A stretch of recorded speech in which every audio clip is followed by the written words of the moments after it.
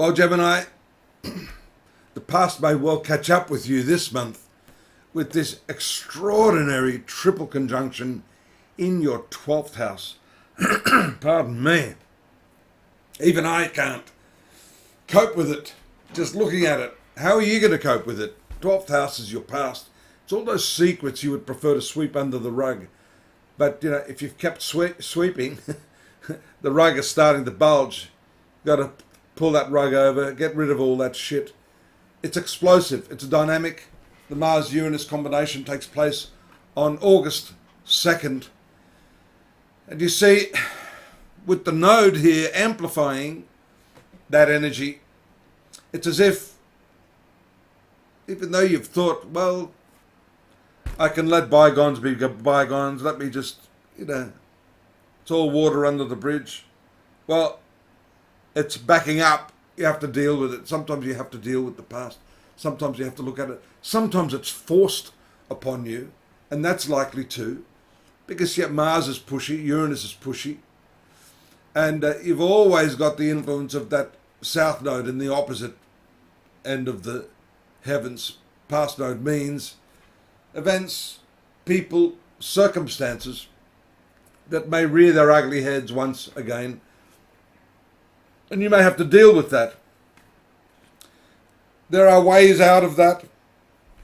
The first and foremost thing is to look at those past events or people and fear not. Just look at it and deal with it as it arises. I've got a list of transits here. Mars moves to the second house. This takes Mars out of this hidden 12th house, which is, in some ways, when you think about it, out of your control. The past is something that right now, anyhow, is out of your control. Now, you may have handled it well. You may not have handled it well. It's more pertinent if you didn't handle it well, because there's no way you can go back and change the decisions that you made and the outcomes that you experienced. And that is what you're experiencing now. Call it the tail of the karmic comet. Mars, however, does move out into Gemini, your sun sign, on August 2nd, giving you a more dynamic approach, the ability to wiggle your way out of these tense or complicated psychological circumstances and to make things happen.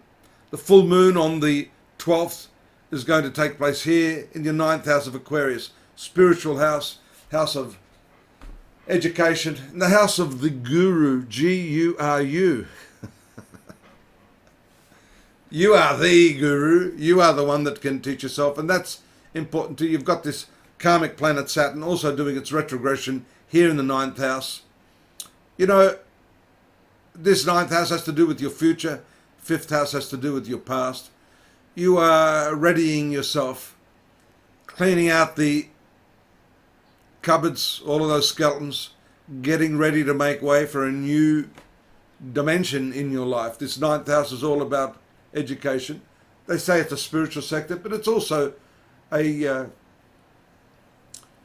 pragmatic sort of area too. It rules higher educational institutions, not just spiritual institutions or conservative bodies like the church.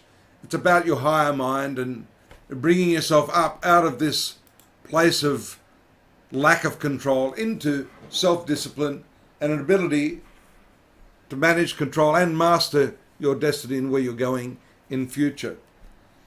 Venus makes an interesting move on that very day the full moon takes place up here in Aquarius. It moves into this 3rd house here where Mercury and the Sun are already transiting. So the 3rd house has to do with your mind. This transit of Venus will pacify you somewhat, which is good. You're not going to feel the intensity of this combo here, especially number 1, because Mars has moved out. This 12th house, you can dynamically direct your energy. You've got a way of negotiating your way out of these circumstances, especially if that past catches up with you in the form of a person you'd rather not connect with. And then we see well, that happens on the 20th, so that happens after this, the transit of Mars into Gemini happens after this transit of Venus and the full moon. Nevertheless, you've got movement here, you've got energy shifting into an area that you've got more control over. And then you've got, of course, transits of Mercury, where we've got Mercury there moving out into Libra on the 26th. I should make a note of that on my little Mercury, Libra 26. And that's fifth house of creativity. This is all to do with communication, negotiation, and working your way out of any of these circumstances which have suppressed you or made you feel less than happy. And the final really, really big transit for you is this new moon taking place here in the fourth house of your horoscope. The sun will transit out of Leo into Virgo on the 23rd, and then on the 27th, the new moon here.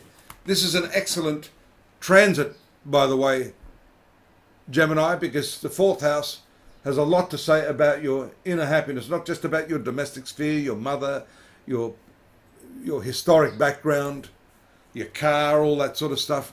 It's more predominantly associated with the inner part of your being, your happiness, your sense of self and peace. And so that's a really nice end to the month. Having had all of that traumatic energy there in your 12th house, this is good. It is good. So let's add to this by getting you to go over to astrology.com.au. You can take a look at the chronological transits that are going to fill in some of the gaps that I haven't mentioned. I haven't talked a lot about your relationships. There's all about how you're coping with your own internal energies, your past, and how you can best direct it this month, August 2022. Daily, monthly, yearly readings. We've got weekly readings as well now. There at the site. Please do subscribe. We need your subscription. And don't forget to drop me a line if you'd like some more detailed analysis or to have a personal horoscope, which is really the best way forward. I'll see you next month. Take care. Bye-bye.